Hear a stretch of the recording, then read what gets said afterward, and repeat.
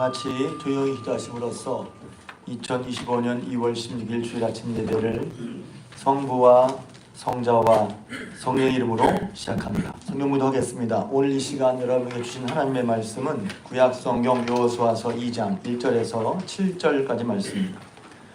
구약 성경 여호수아서 2장 1절에서 7절까지 말씀. 저 같은 성경이라면 구약 성경 321면입니다. 할렐루야. 아멘. 할렐루야. 아멘. 오늘도 주님 전에 나오신 여러분들에게 우리 하나님의 은혜와 사랑이 함께 하시길 주님의 이름으로 축복합니다. 아멘. 옆 사람과 함께 인사할까요? 다시 새롭게 합시다. 한 번 더 인사하겠습니다. 저는 새롭게 하고 있습니다. 저는 새롭게 하고 있습니다. 아멘. 웃는 이유가 뭔지 모르겠어요. 기독교인의 삶, 그리스도인의 삶, 그리스도인의 윤리라는 주제로 두 주 전부터 계속 말씀을 나누고 있습니다. 이 말씀은 우리 마음속에 어떠한 사람도 제대로 믿지 말아야지 하는 사람이 별로 없을 거예요. 다 제대로 믿고 싶을 거예요. 제대로 믿고 제대로 된 삶을 살고 싶을 거예요. 나도 모르게 그렇게 되지 안 되는 이유는 뭐냐면 나도 모르는 우리 마음속에 어떤 전제들이 이미 있단 말이죠. 그래서 새롭게 하기 위해서 저는 그리스도인의 삶 혹은 그리스도인의 윤리라는 주제를 말씀드리면서 나도 모르게 내가 이렇게 생각하고 있었구나 하는 것들을 드러내고 알려드리고, 왜냐하면 드러내서 알아야 고치든지 바꾸든지 하거든요. 근데 내가 그렇게 있는지를 모르면 고치거나 바꿀 수가 없어요. 그래서 지난주부터 기독교인의 삶, 기독교인의 윤리에 대한 말씀을 드리는데, 올바른 윤리란 혹은 삶일 때 중요한 것은 판단이고 그 판단을 내리는 올바른 기준이 중요한 거거든요. 올바른 선택을 내리기 위해서는 지난 시간에 했죠. 규범, 상황, 실존, 이 세 가지 측면을 다 봐야 한다는 것입니다. 그래서 그것을 이제 삼중시각이라고 말하기도 했습니다. 지난 시간에는 규범에 대해서 말씀드렸습니다. 하나님께서 우리에게 주신 두 가지 규범이 있는데, 첫 번째는 우리 마음에 기록된 규범 일반기시고요. 둘째는 하나님의 성경 말씀과 그 말씀을 우리에게 주신 예수 그리스도 특별 계시라고 그랬죠. 그리고 이런 규범을 주신 하나님은 그 하나님이 원래 사랑이시고 인격적인 분이라 그냥 법조문 법조항 이렇게 하면 죽어 이것이 아니라 우리를 사랑하셔서 우리를 위한 말씀이라고 말씀드렸어요. 그래서 기독교의 규범은 인격적이라고 말씀드렸어요. 피도 눈물도 없는 그런 법조문이 아니라 하나님이 우리를 사랑하셔서 말씀하신 인격적인 말씀이라는 것이죠. 오늘은 상황에 대해서 말씀하려고 합니다. 아마 많은 분들이 제일 많이 여기에 해당되지 않을까 생각합니다. 왜냐하면 상황은 우리가 살고 있는 이 현실을 말하는 것입니다. 근데 규범은, 하나님의 말씀 규범은 영원히 변하지 않는데 우리가 살고 있는 현실은 변하거든요. 계속해서 변하고 있습니다. 그러니까 영원히 변치 않는 하나님의 규범과 규범을 가지고 살아가는 우리가 사는 세상은 계속해서 변하고 있으니까 이 영원히 변하지 않는 규범을 변하는 세상 속에서 어떻게 지배할 것인가 하는 것이 쉬운 문제가 아니란 말이에요. 대부분의 신앙의 문제와 갈등이 여기서 일어난단 말이죠. 설교만 시작하면 나가는데, 어떤 사람은 규범을 강조하고 어떤 사람은 상황을 강조합니다. 특별히 흔히 요새 여러분 다 들어보셨죠? 포스트 모던 시대라고 말합니다. 말 그대로는 후현대주의라고 하는데, 현대를 넘어서 제가 포스트 모던의 특징은 다음에 얘기를 할 거예요. 좀 더 자세하게. 그러니까 포스트 모던 사회는 특별한 기준이 없기 때문에 더 상황을 강조해요. 그러니까 다 상황을 계속해서 변했는데, 오래전에 있는 그 규범을 가지고 말하면 사람들이 고리타분해, 혹은 꼰대야, 혹은 시대에 맞지 않는 말을 하시네, 이렇게 말한단 말이에요. 특별히 성경을 믿고 따라가는 우리에게 세상 사람들은 말할 수 있어요. 아니면 교회에 나와서 예배를 드리고 성경을 믿으면서도 세상에 살아갈 때 성경 말씀이 고리타분해, 안 맞는 것 같아, 이런 생각을 하니까 성경 말씀대로 해야 되나? 이런 생각을 하고 있단 말이죠. 1000만 관객을 돌파했던 한국의 한 영화가 있는데, 그 영화에 이런 대사가 나옵니다. 아시는 분은 아실지 모르겠어요. 나쁜 인간은 없다. 나쁜 상황이 있는 것이지. 나쁜 인간은 없어. 나쁜 상황이 있을 뿐이야. 이 대사를 쓴 사람은 절대적인 규범을 인정하지 않고 주어진 상황을 강조하는 사람이라는 것을 알 수 있죠. 그러니까 그 상황 때문에 이렇게 할 수밖에 없었다는 거예요. 나쁜 사람은 없다. 나쁜 상황이 있는 것이지. 여러분 이 말을 어떻게 생각하십니까? 모든 것을 상황 탓으로 돌리는 상황윤리의 전형적인 입장이란 말이에요. 오늘 설교는 이런 주장, 이런 생각에 대한 반박이고 반론입니다. 어쩔 수 없는 상황이기 때문에 이렇게 할 수밖에 없었다. 나쁘게 행동할 수밖에 없었다 하는 주장이 틀렸다는 것을 말씀드리려고 합니다. 성경의 근거에서 말씀드리고 윤리의 근거에서 말씀드리고 우리 현실에 비추어서 말씀드리려고 합니다. 이런 주장이 틀렸다는 것을 현실에 비추어 말하는 것은, 증명하는 것은 결코 어려운 일 아닙니다. 여러분, 모든 것이 다 좋아요. 모든 것이 다 좋은 상황인데 어리석은 선택을 한 사람을 본 적이 있습니까? 경제적으로도 그렇고 사회적으로도 그렇고 가정적으로 다 좋고 평안한데 옳지 않은 선택을 하는 사람, 왜 저렇지? 그런 분을 보신 적이 있습니까? 제가 어떤 목사님이 미국 주재원 얘기를 하셨어요. 대기업 소속으로 미국 주재원으로 가게 된 한 사람이 있었답니다. 저는 잘 모르는데 미국 주재원이 되기 위해서 아주 경쟁이 치열하답니다. 왜냐하면 미국 주재원은 특혜가 참 많대요. 일단 주정이 되면 집 렌트비가 나옵니다. 그리고 자동차가 나온답니다. 자녀 학비가 나온답니다. 그리고 거기에 플러스 월급이 나온답니다. 그러니까 미국 주재원으로 가면 자녀들이 미국에서 공짜로 공부할 수 있으니까 얼마나 좋은지 모른다는 거예요. 그래서 온 가족이 미국의 주재원으로 갔는데 그만 그 사람이 어리석은 선택을 하고 말았다는 거예요. 미국에 있는 회사 사람들이랑 같이 미국 성인 클럽에 갔어요. 그리고 아내에게 들켰어요. 이분이 말입니다. 아내와 사이가 나쁜 것도 아니었어요. 아내와 사이도 좋고 엄청 가정적인 분인데 이런 잘못을 했단 말이에요. 그러니까 이 상황이 뭘 보고 할 수 있어? 모든 상황이 다 좋아도 사람은 잘못된 선택을 할 수 있다는 거예요. 경제적으로도 사회적으로도 가정적으로도 뭔가 빠지는 게 없어. 그런데도 불구하고 인간은 죄를 짓고 잘못을 한단 말이에요. 반대의 경우도 있습니다. 모든 상황이 다 나쁜데 모든 상황이 다 안 좋아. 그럼에도 불구하고 올바른 선택을 한 사람들도 얼마든지 있습니다. 어떤 분은 어렸을 때 부모님이 이혼하셨어요. 제가 어떤 분이라고 하는 것은 뭐냐면 그 목사님의 예 속에서 하는 어떤 분이라서. 어렸을 때 부모님이 이혼하셨습니다. 가정폭력을 일삼는 아버지를 견딜 수 없어서 어머니가 아이들 데리고 도망 나왔어요. 그 어머니 혼자서 아이들 키우는 것이 얼마나 힘들었을까요? 식당에 일하면서 온갖 고생을 다 했는데 이 어머니는 끝까지 올바른 선택을 하셨다는 거예요. 고난 속에서도 신앙을 잃지 않고 기도로 자녀들을 키우면서 그 결과 자녀들이 다 대학을 나와서 착실하게 살아가고 있다는 거예요. 주어진 상황은 나빴지만 악한 길에 빠지지 않고 올바른 선택을 하셨다는 것이죠. 이 두 가지 경우를 비교해보면 모든 것을 상황 탓으로 돌리는 이 상황윤리는 옳지 않다는 것을 알 수 있습니다. 원래 인간은 착한데 어쩔 수 없어서 어쩔 수 없는 상황이기 때문에 나쁘게 행동했다 하는 것은 구차한 변명이라는 거예요. 세상에는 좋은 상황 속에서도 악하게 사는 사람들이 있고 나쁜 상황 속에서도 선하게 사는 사람들이 있다는 거예요. 이렇게 실제 현실은 복잡하기 때문에 규범이 딱 책에서 나오는 것처럼 그렇게 딱딱 맞아떨어지지 않을 때가 있죠. 이렇게 하면 규범대로 했더니 좋아야 되는데 그렇지 않은 경우도 있어. 또 따라서는 이 두 가지 규범이 서로 충돌해서 이렇게 해야 돼, 저렇게 해야 돼. 이런 상황은 어떻게 해야 돼? 그런 실제 상황이 벌어진단 말이죠.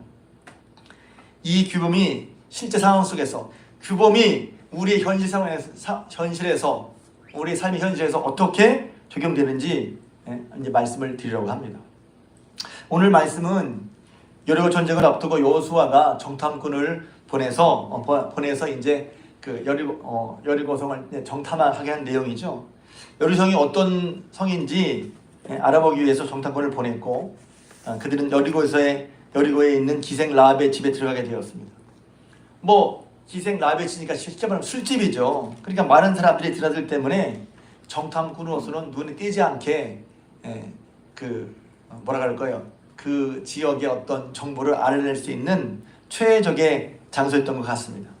근데 그들 정체가 그만 발각되고 말았죠. 그래서 여리고 왕이 군사를 보내서 정탐꾼을 붙잡아 오라고 명령을 내렸어요.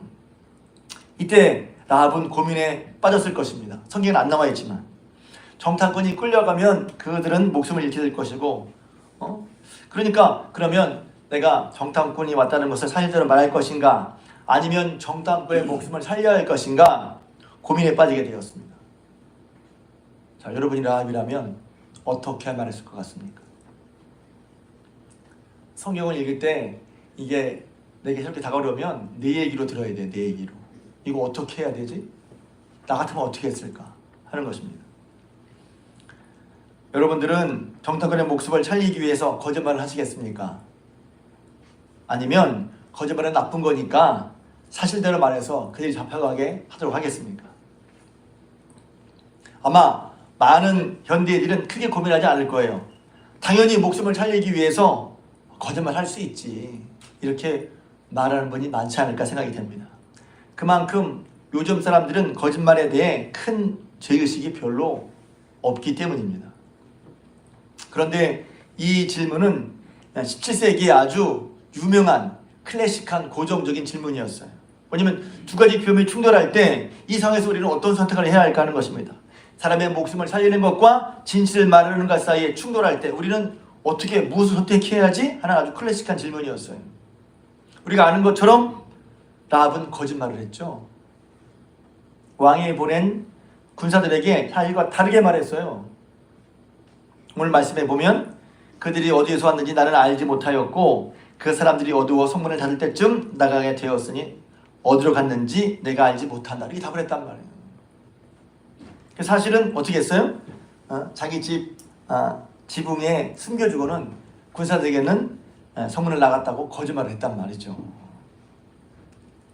여러분 한국 사회에서는 거짓말이 큰 죄가 아닌 것처럼 그렇게 여겨지는 것 같아요. 정치인들도 거짓말을 하고 연예인들도 거짓말을 하니까 누구든지 불리하면 거짓말할 수 있지. 너 같으면 거짓말 안 할 거야? 나 같으면 거짓말 하겠어. 그렇게 불리한데 한 번 아니면 몇십억이 날아가는데 몇 억이 손해보는데 거짓말 한 번 하지. 불리하면 거짓말을 할 수 있다고 생각하는 경향이 있는 것 같습니다. 그런데 미국 사회에서는 거짓말은 아주 큰 죄입니다.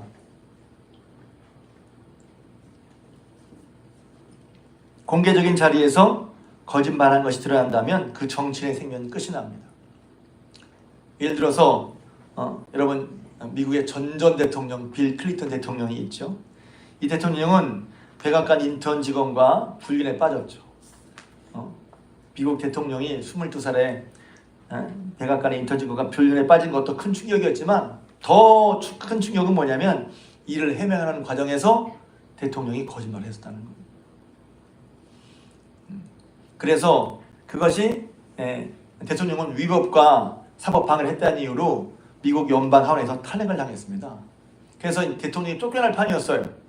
그런데 그 상원에 올라간 상원 재판에서 하원에서 결정된 것은 상원에서 올라가서 재판할 때 기각이 되어서 무사히 임기를 마칠 수 있었단 말이에요. 그가 대통령의 그런 자리에서 쫓겨날 수 있었던 게 뭐냐면 거짓말 때문이었단 말입니다. 거짓말. 대통령만이 아니죠. 정치인들도 마찬가지입니다.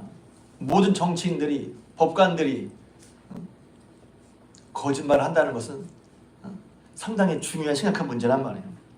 아무리 대통령이라 하더라도 공개적으로 거짓말을 했다면 탄핵당할 수 있단 말이에요. 미국 사람들이 보기에 그만큼 거짓말은 중대한 문제란 말이에요. 오늘 라합이 거짓말을 했어요. 라합이 한 거짓말은 죄입니까? 죄가 아닙니까? 죄가 아니라면 어떤 근거로 그렇게 그것이 죄가 아닙니까? 분명한 이유와 설명이 필요하단 말입니다. 그러면 성경은 하나님의 말씀은 이 라합의 행동에 대해서 어떻게 평가하고 있을까요? 라합이 구약 시대 사람이지만 신약에서 라합에 대한 평가를 하고 있습니다. 히브리서 11장 믿음장이라고 하죠. 어떤 분은 믿음의 전당이라고 해요.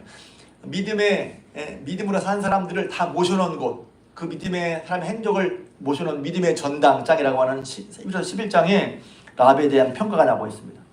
히브리서 11장 31절에 보면 이렇게 되어 있어요. 믿음으로 기생 라합은 정탐꾼을 평안히 영접하였으므로 순종하지 아니한 자와 함께 멸망하지 아니하였도다. 일단 히브리서 기자는 이 라합의 행동을 믿음이라고 평가하고 있단 말이에요.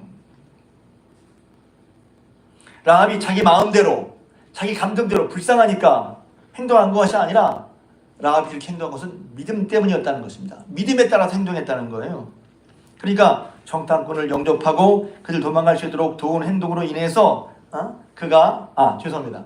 야고보서 또 5장에, 야고보서 2장에도 비슷한 얘기가 나옵니다. 야고보서 2장에 보면 또 이와 같이 기생 라합이 사자들을 접대하여 다른 길로 나가게 할 때에 행함으로 의롭다 하심을 받은 것이 아니냐.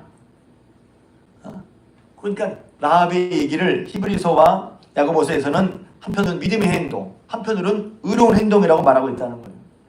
정탐꾼들을 영접하고 도망갈 수 도운 행동으로 인해서 그녀가 의롭게 되었다고 말씀하고 있단 말이죠. 그러니까 신약성경은 라합의 이 행동을 믿음의 행동, 의로운 행동으로 평가하고 있단 말입니다. 정탐꾼을 살려준 것은 귀한 일인데 귀한 일 분명하지만 그녀는 거짓말을 했어요. 그럼에도 불구하고 이 행동을 믿음의 행동, 의로운 행동이라고 할 수 있다는 그 근거가 뭐예요? 성경이니까 억지로 그냥 믿어야 됩니까? 근거가 있단 말이죠. 그 이유가 오늘 여호수아서 2장 말씀에 나옵니다.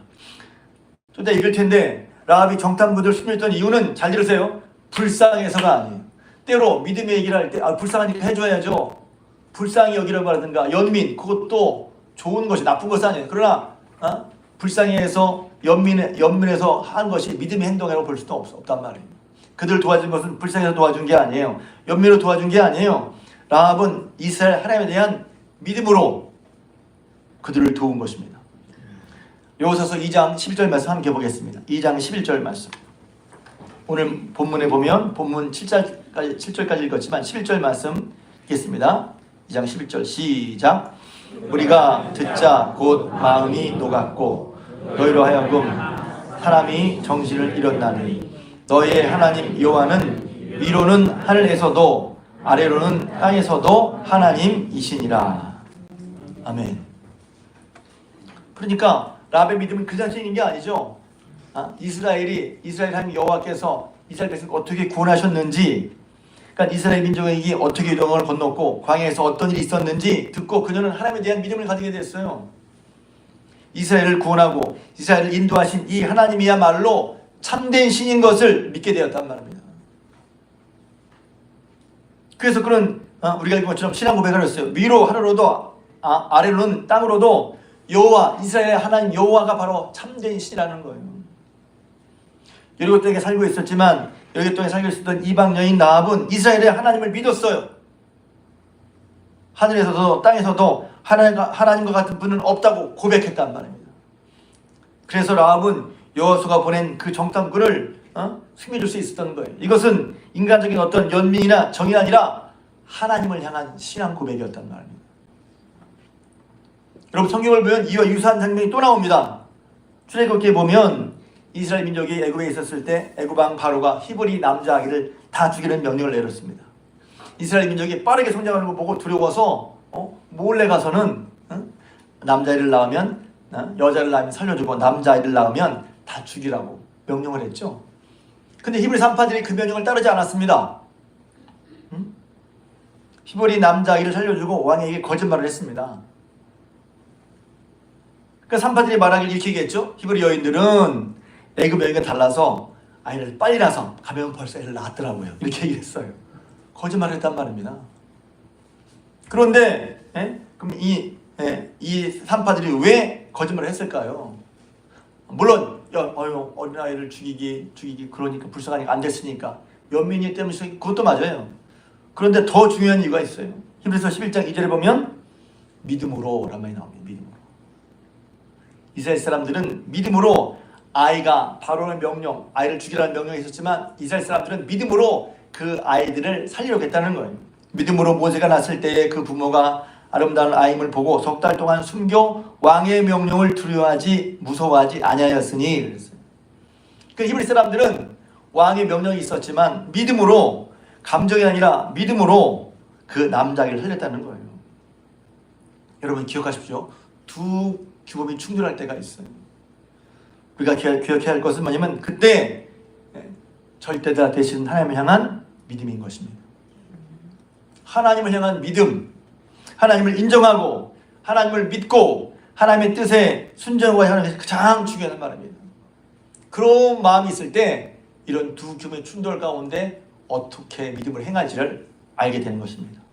왜 그렇습니까? 우리가 믿는 모든 규범은 하나님께로서 나왔기 때문입니다.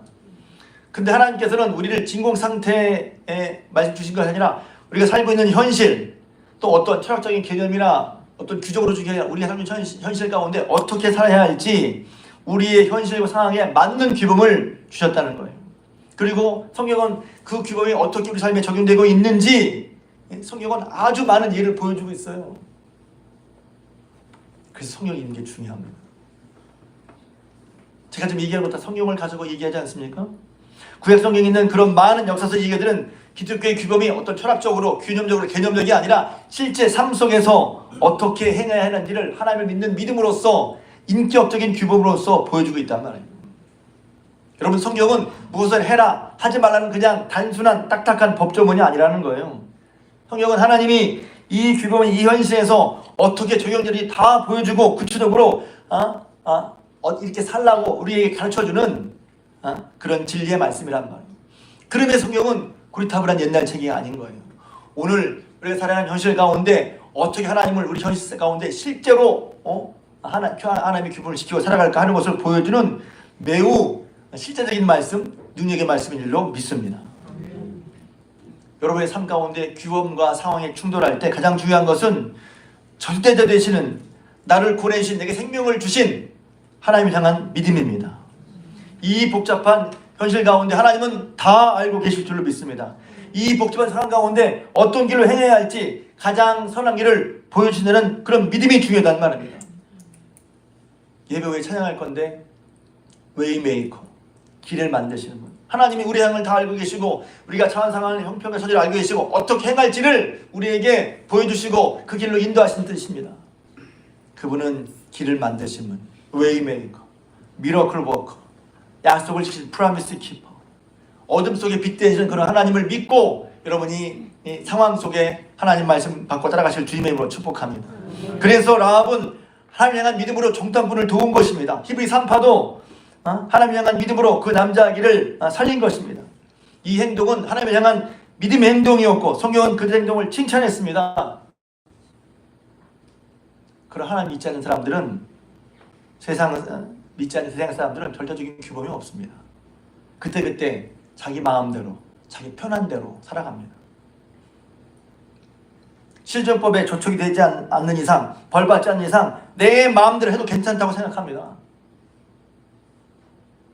설령 법에 저촉된다 하더라도 걸리지만 하면 된다고 생각하죠. 음주운전을 해도 걸리지만 않으면 돼. 사기를 쳐도 걸리지만 않으면 돼. 배우자 몰래 바람을 펴도 걸리지만 않으면 돼. 이런 사람들은 규범에 대한 개념이 없단 말이죠. 사람이라면 마땅히 지켜야 할 규범이 있음에도 불구하고 그것을 인정하지 않습니다. 심지어 성경 말씀 따르는 것도 인정하지 않을 수도 있어요. 내가 처한 현실이나 나의 상황이 가장 중요하다고 생각해. 그러니까 이때 이 상황이 그러니까 어쩔 수 없다는 거예요. 절대적인 진리, 절대적인 규범을 거부하는 그런 성향이 바로 이 포스트 모던 사회에 있단 말입니다. 그래서 제일 중요한 건, 제가 말씀드렸어요. 제일 중요한 건 규범이 아니라 상황이 되어버렸어요. 하나님 말씀이 아니라 상황이 되어버렸어. 상황이 그러니 말씀대로 안 해도 괜찮다 하는 경향이 있단 말입니다. 이런 맥락에서 나온 윤리가 있는데 그것을 상황윤리라고 하죠. 좀 딱딱한 얘기일 수 있습니다. 그러나 중요한 얘기입니다. 왜? 지금 우리는 나도 모르게 그런 상황 속에 살고 있거든요. 그러니까 윤리학자, 자유주의 신학 윤리학자인 조셉 플러처라는 분이 1966년도에 상황윤리라는 책을 썼어요. 그는 신학자예요. 하나님 믿는 사람입니다. 그런데 여기서 무슨 주의는 좀 어렵잖아요.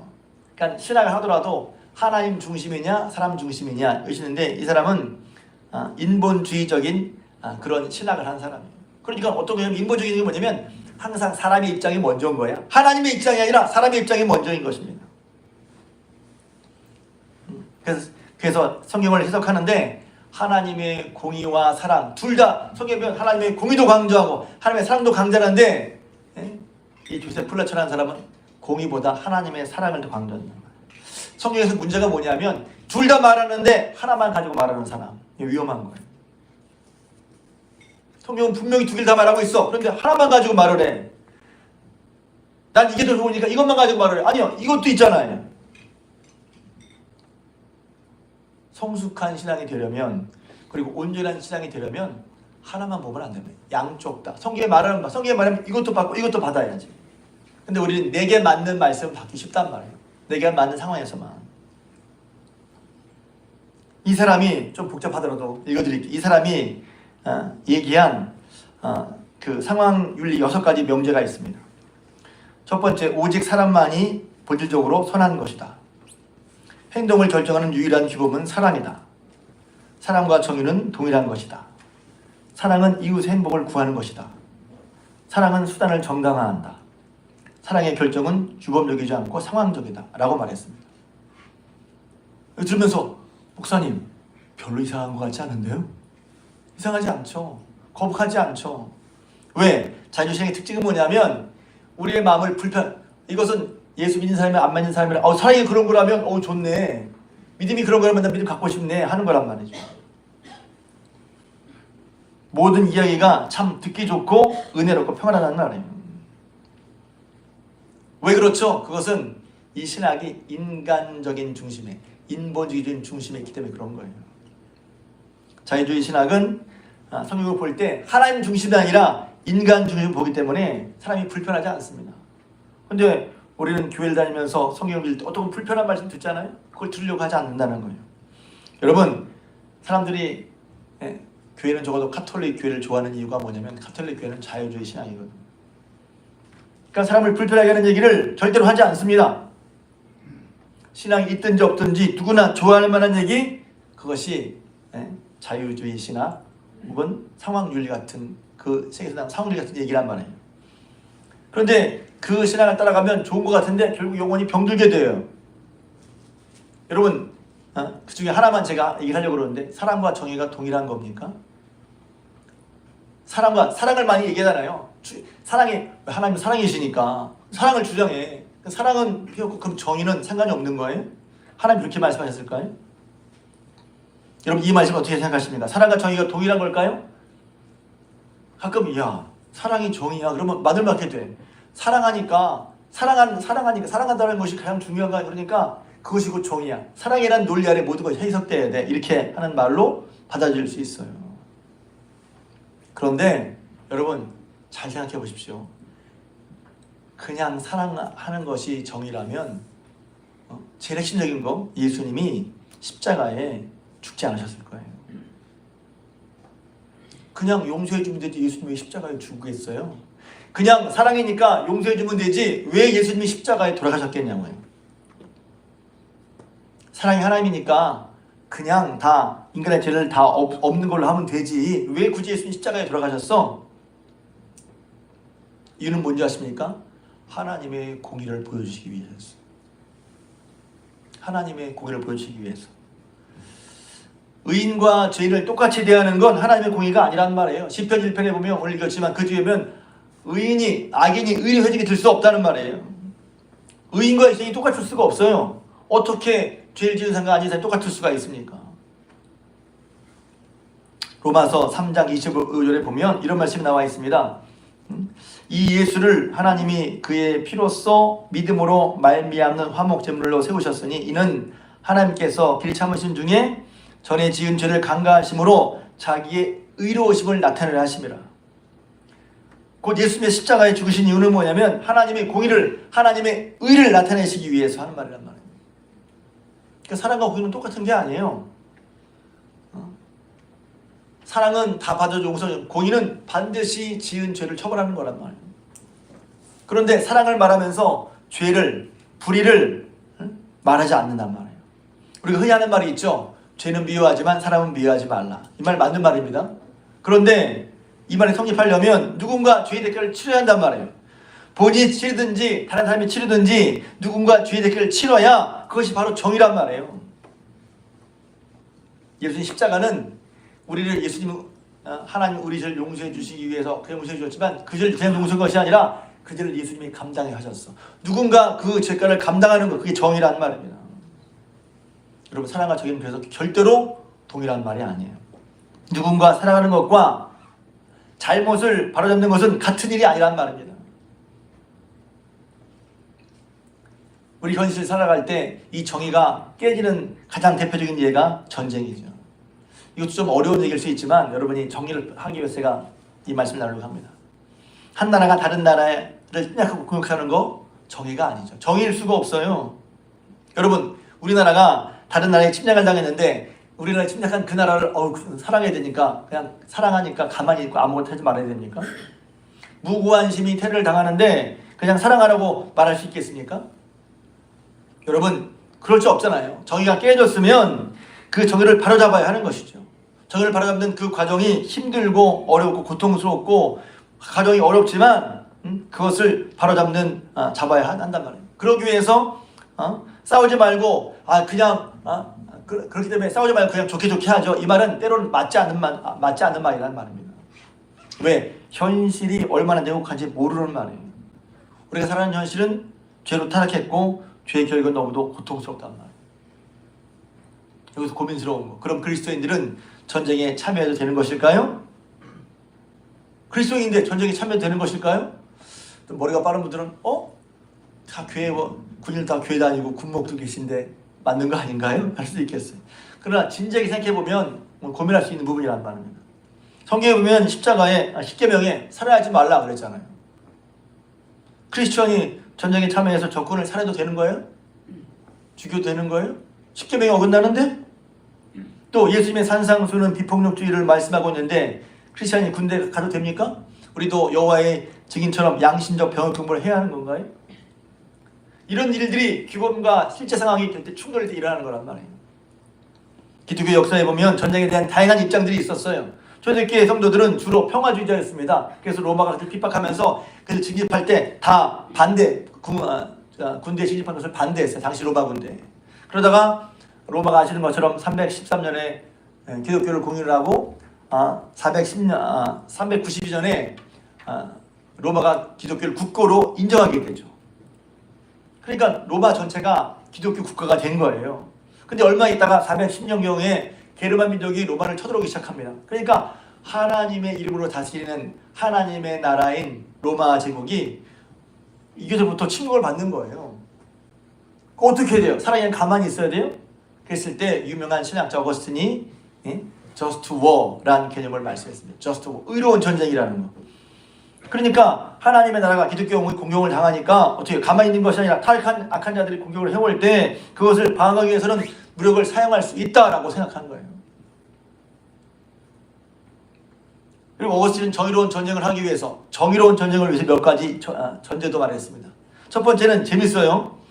재밌다는 게 아니라 생각을 참 많이 했구나 생각해보게 됩니다. 정의로운 전쟁의 첫 번째 전제는 뭐냐면 공격을 위한 전쟁이 아니라 방어를 위한 전쟁이 된다는 거예요. 기독교인으로 전쟁을 할 때 공격을 위한 전쟁이 아니라 방어를 위한 전쟁이어야 한다. 선량한 시민을 보호하고 자유를 지키기 위한 전쟁이 된다는 거예요. 둘째로는 적군이 사용한 그런 공격의 세력보다 더 과도한 무력을 행하면 안 되는 거예요. 예를 들면 상대방은 총으로 공격하는데 우린 미사일로 쏴버려? 이거 안 된다는 거예요.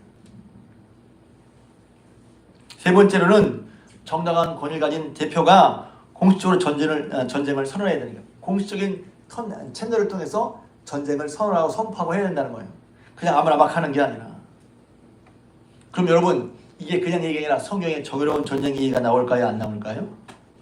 성경에 있단 말입니다. 창세기에 보면 여러분 아브라함이 조카 롯이 있었잖아요. 아브라함 조카 롯이 가나안 왕의 공격을 당하고 잡혀가는 장면이 나옵니다. 그랬을 때 아브라함이 어떻게 해요? 집에서 훈련하고 길리은 318명을 데리고 가서 싸웁니다. 데려옵니다. 그러니까 그 말씀을 보면 전쟁을 한 거예요. 왜 그렇습니까? 가만히 있어도 괜찮지만 그들이 먼저 공격을 해왔단 말입니다. 그리고 공격당하는 아브라함 입장에서는 그 가족을 보호해야 하고 그런 책임이 있지 않겠습니까? 원칙적으로는 공권력이 신고를 해요. 경찰에 신고를 하고. 그렇지만 경찰에 신고할 수 없는 그런 급한 상황에서 우리는 정당하게 우리의 가족을 방어할 수 있단 말이죠.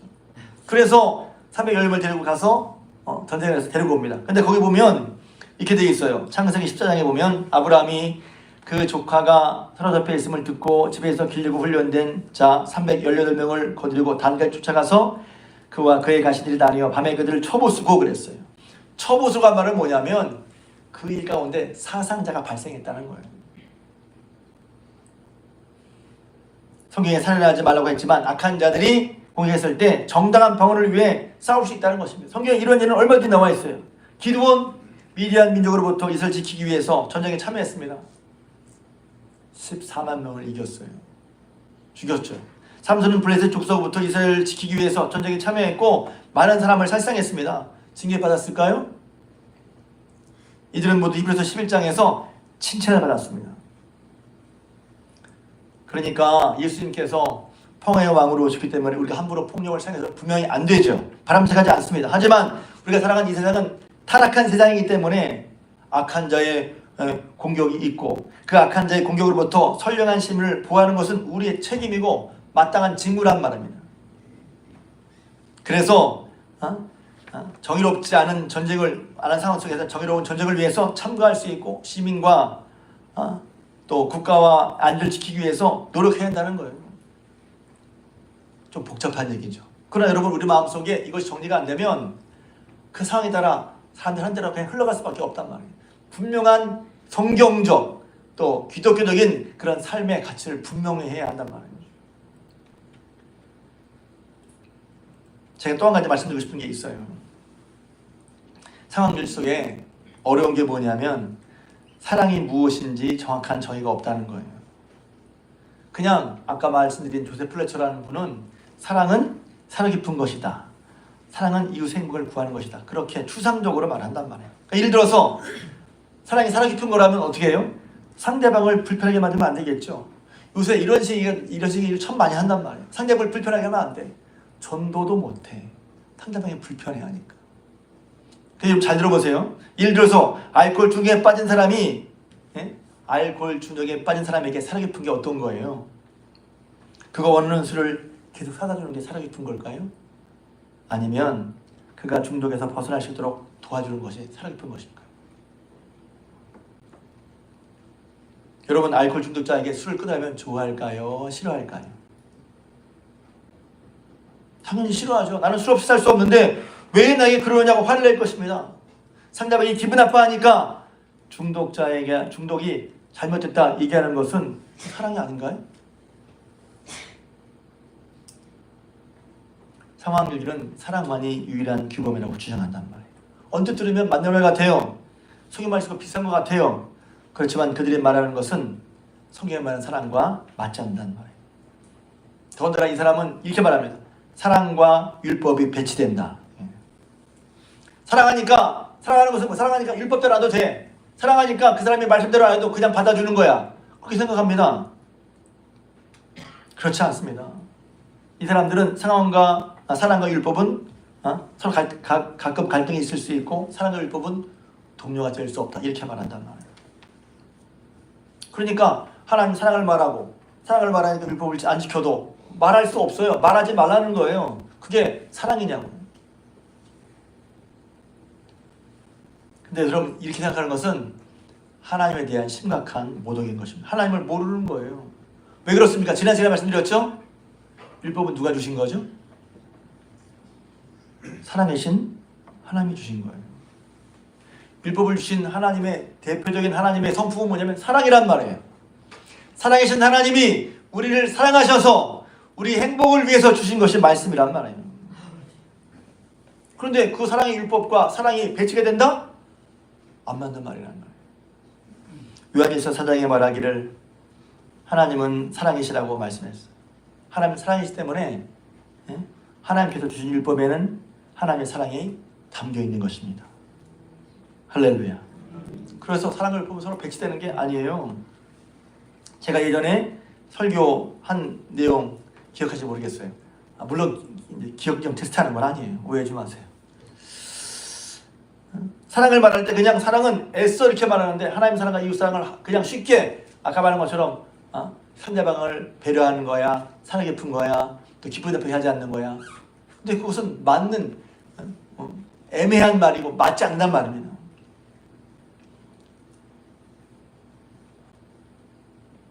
요한복음 14장 21절 우리가 전에 외운 말씀이 하는데 이런 말씀이 있죠. 나의 계명을 지키는 자라야 나를 사랑하는 자니 나를 사랑하는 자는 내 아버지께 사랑을 받을 것이요 나도 그를 사랑하여 그에게 나를 나타내요. 나의 계명을 가지고 지키는 자라야 나를 사랑하는 자니 그랬어요. 여러분, 하나님을 사랑하는 것과 계명을 지키는 것은 나뉘어져 있는 게 아니란 말이에요. 율법을 지키는 것과 하나님을 사랑하는 것은 나눠진 게 아니에요. 왜? 사랑하신 하나님이 우리를 사랑해서 율법을 주기 때문에 그렇습니다. 그러니까 우리도 하나님 사랑을 어떻게 해야 돼요? 전 이 말씀 예전에 받은 말씀이에요. 그래서 제가 저 스스로 회개했다는 말씀도 드렸어요. 왜? 하나님 말씀 무거워. 하나님 말씀대로 사는 건 힘들어. 그렇게 해서 제가 회개했다고 그랬죠. 기억나실지 모르겠어요. 왜 그래? 성경에 나와 있거든요. 그의 계명은 무거운 것이 아니로다. 요한일서 5장 3절 말씀. 그의 계명은 무거운 것이 아니로다. 사랑이 여기 있으니 우리가 하나님 사랑하는 것은 그의 계명을 지키는 거란 말이에요. 하나님 사랑합니다. 계명을 지키는 거예요. 계명 지키는 거 하나님 사랑하는 거예요. 왜 그렇습니까? 법조문 하냐 하지 말아야 따지려고 그러는 게 아니라 우리를 사랑하신 우리를 위해서 우리 상황 가운데 이런 상황 가운데 어떻게 살아야 할 것을 일러주시기 위해 하나님께서 하나님의 마음으로 우리를 사랑하는 마음으로 우리에게 믿음을 가지고 살 수 있도록 그래서 규범과 규범을 가지고 상황 속에서도 어떻게 사는 것이 맞지? 믿음을 가지고 살아가도록 우리에게 이미 세세하게 말씀해 주셨단 말입니다. 그 율법이 힘듭니까? 그 율법이 세상과 맞지 않습니까? 상황과 맞지 않습니까? 고리타분하다고요? 아니라는 것이죠. 우리를 위해서 우리 행복을 위해서 주신 말씀 그 계명을 지키는 것이 그 계명을 주신 하나님을 사랑하는 거란 말이에요. 계명을 주신 분이 나의 주인이 되시고 이 세상에 가장 나를 사랑하시는 분이시니 그 계명을 따라 사는 것이 복된 줄 믿으시길 주님의 이름으로 축복합니다. 그러니까 하나님 우리 사이의 관계 주어진 약속 그것이 바로 율법이고 사랑을 부으면 배치되지 않습니다. 그 말씀 따라 살아가는 거예요. 여러분 우리가 왜 하나님 말씀을 어려워하고 있죠? 혹시 우리는 이 포스트 모던 사회에 살면서 상황적인 윤리에 빠져서 내 상황만 강조하고 있어요. 나만 강조하고 있어. 우리의 눈을 들어서 우리 상황을 우리보다 더 잘하시고 우리보다 우리를 더 사랑하신 하나님께서 우리 하나님 말씀이 하나님의 복된 말씀인 것을 우리 놓치고 있는 거 아닐까요? 하나님이 저와 여러분을 사랑하셔서 가장 좋은 길을 인도하시는 길을 만드시는 하나님 또 우리를 함께 하신 하나님 어둠 속에 빛이 되신 하나님이신 줄로 믿습니다. 그러니까 우리가 처한 그 상황을 탓하는 것이 아니라 모든 상황 가운데 여러분 주님을 가장 사랑하시고 주님을 믿는 믿음으로 하나님의 말씀 율법을 지키면서 우리 일생생활에 주님이 주신 복을 풍성히 받아 누리는 저 여러분 되시기를 주님의 이름으로 부탁을 드립니다.